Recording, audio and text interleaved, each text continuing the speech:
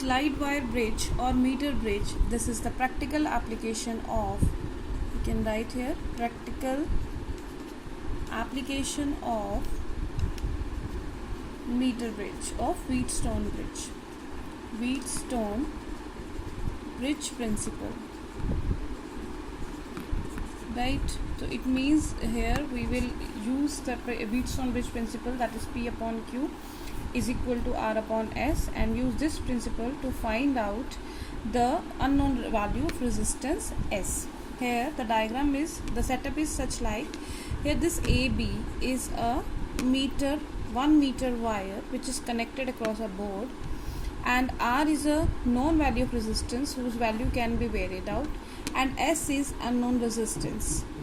Here the wire used is of Constantan or Magnan. Again, as we have studied that on closing the K key 1 first and K key 2, when the galvanometer show no deflection, the bridge is said to be balanced. Now the question is, where is key K2 here?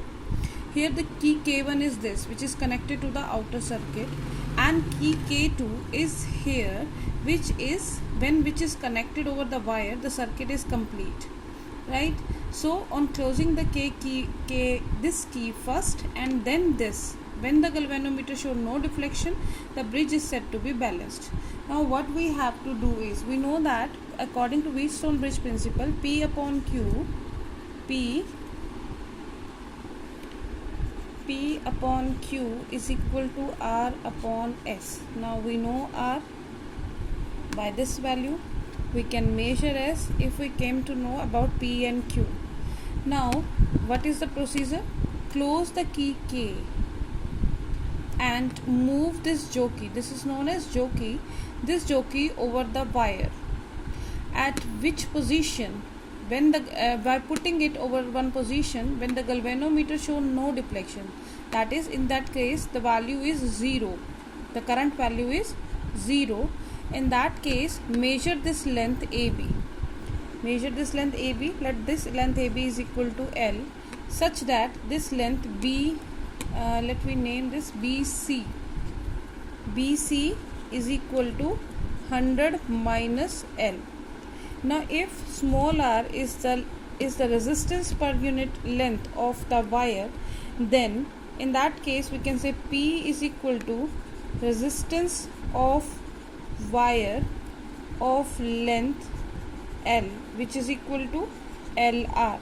Similarly, Q will be the resistance of wire of length 100 minus L, which is equal to 100 minus L into R.